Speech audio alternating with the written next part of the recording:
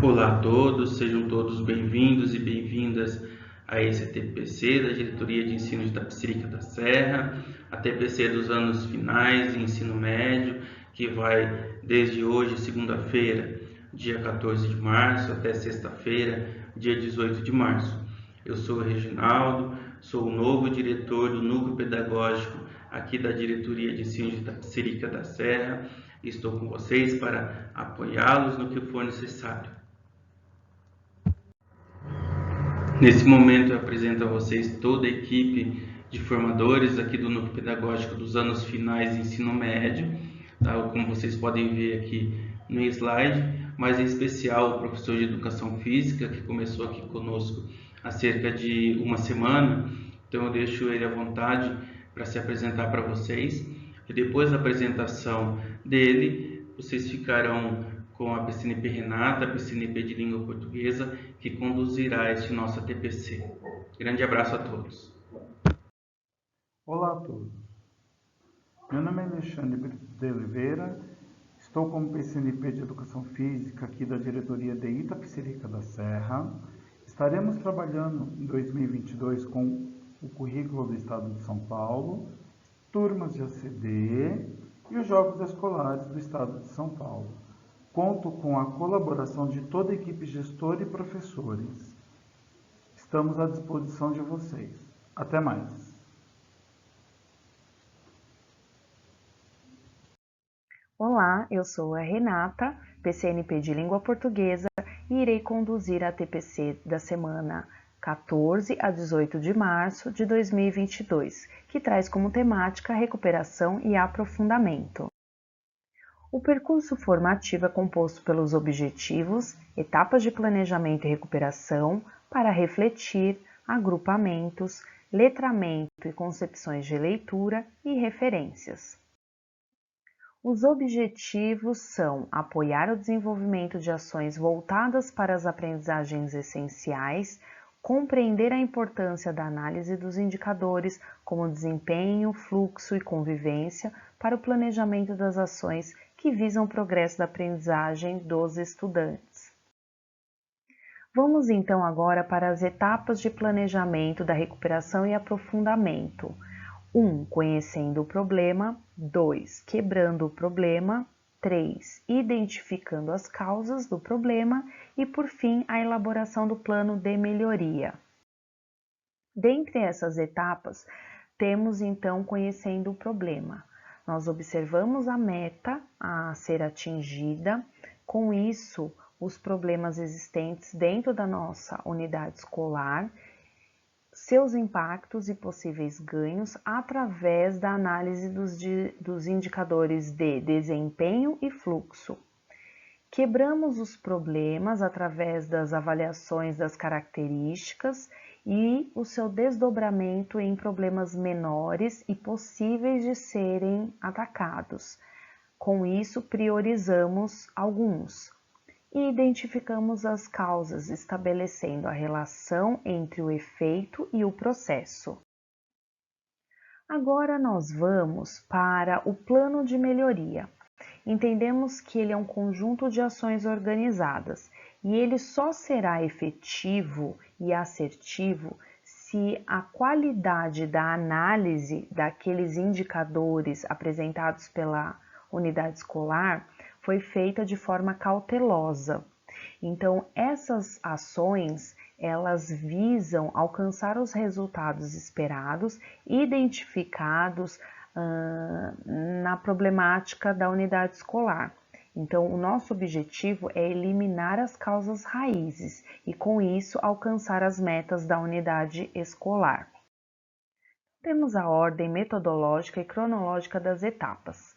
Passamos já pelo estudo e análise dos indicadores, estabelecemos um cronograma a ser seguido para recuperação e aprofundamento, e então a seleção de materiais, ferramentas e estratégias que nos apoiarão no desenvolvimento das atividades.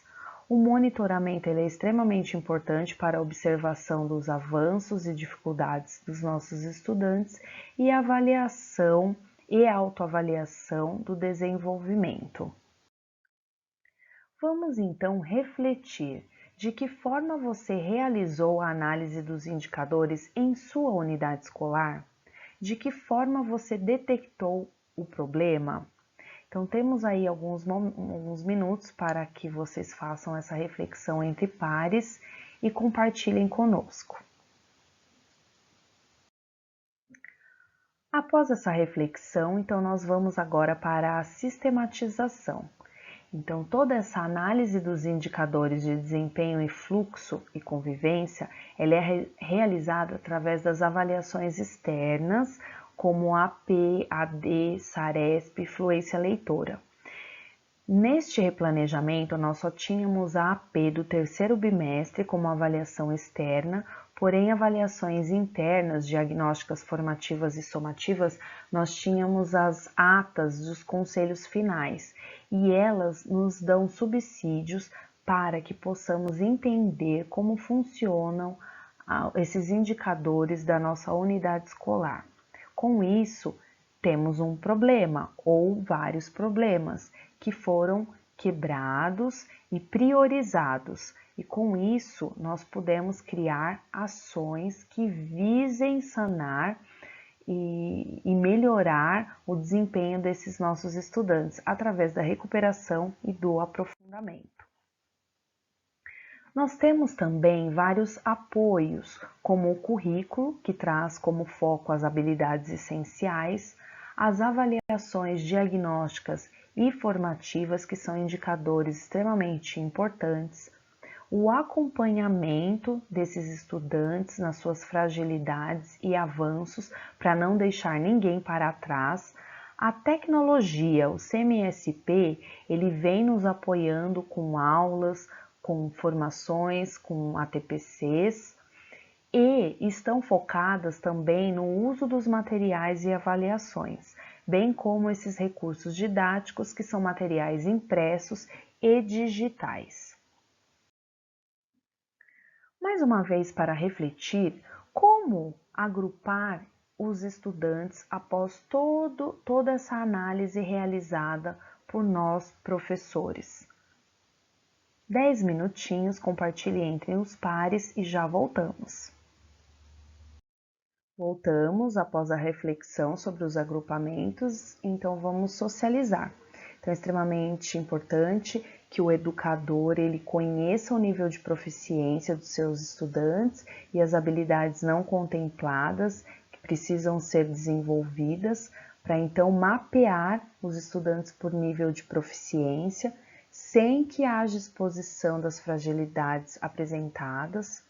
Com isso, planejar as ações que darão suporte para a divisão dos grupos, visando níveis de desafios que precisam ser vencidos por eles, nas hipóteses e nos saberes de cada um, acima de tudo, nos progressos a promover. Então, observar o desempenho de todos no processo e, caso haja necessidade, a modificação na formação dos grupos e o cuidado essencial para garantir a atenção e a vontade deles na continuidade das atividades, do desenvolvimento dessas ações. Então, nós temos que ter uma cautela nos níveis de aprendizagem e garantir que as atividades estejam ali relacionadas, então nem muito fácil, nem muito difícil. Quando mapeamos por níveis de proficiência, percebemos que os grupos eles são mais produtivos e ricos quando há uma heterogeneidade. Então, as classes constituídas por crianças com diferentes bagagens culturais, aprendizagens, ritmos, personalidades, nível de escrita, grupos étnicos, classe social, entre outros, elas contribuem muito mais para os seus pares do que salas homogêneas. Então, esse é um ponto do agrupamento extremamente importante a ser repensado. Então, trouxemos o letramento quando falamos de recuperação e aprofundamento, em organização por níveis de proficiência. O letramento ele é responsabilidade de todos os educadores de diferentes áreas do conhecimento. Então, ele tem a participação nas práticas sociais mediadas pela leitura. E é extremamente importante que todos os educadores trabalhem a leitura dentro dos seus componentes curriculares, visando essa prática social, visando esse desenvolvimento da linguagem verbal, não verbal, multimodal, presentes nesses diferentes gêneros. E nós, como educadores, devemos e podemos instigar esses alunos, lemos por quê, para quê e para quem. Temos aí alguns significados, alguns conceitos sobre alfabetização e letramento. Então, entendemos que a alfabetização ela ocupa-se da aquisição da escrita por um indivíduo. Então, ele tem ali aquela ideia, aquele entendimento dos signos. Porém, o letramento ele é muito mais amplo, ele focaliza os aspectos socio-históricos da aquisição de um sistema escrito em uma sociedade. Então, são as práticas de leitura e de escrita, a análise das duas concepções dominantes de letramento que relacionam o termo como um todo dentro do ensino e da aprendizagem, na língua escrita por parte de crianças, adolescentes e adultos. Então, trouxemos algumas concepções de leitura e o educador, seja ele a área que atua, ele ao trabalhar textos de diferentes gêneros, é necessário que ele instigue o seu estudante a refletir sobre o que é ler, para que ler, como ler. Então vejam a citação aqui que interação autor e leitor. Leitores são sujeitos vistos como atores construtores sociais, sujeitos ativos que dialogicamente se constroem e são construídos no texto. Então, quando fazemos o nosso aluno perceber o que é leitura, para que serve, qual a finalidade, o que ele interpretou, o que o outro coleguinha interpreta sobre aquilo, e fazer com que eles dialoguem sobre essas diferentes possibilidades é o que realmente torna significativo no texto e deixa de ser decodificação de códigos para ser a reflexão e a funcionalidade do que se lê, não é mesmo? E isso considera o próprio lugar da interação e da constituição dos interlocutores. Então, a leitura ela é interativa e de extrema complexidade na produção de sentido. Jamais eu posso pedir para um estudante, leia, porque eu estou pedindo e eu quero que você leia porque é importante. Você tem que mostrar os caminhos da importância da leitura. Se a leitura é interativa, será que eu dou espaço para esse estudante interagir sobre o pensamento dele, a questão da leitura? Será que eu respeito a posição dele em questão à leitura? Será que eu instigo aquela leitura?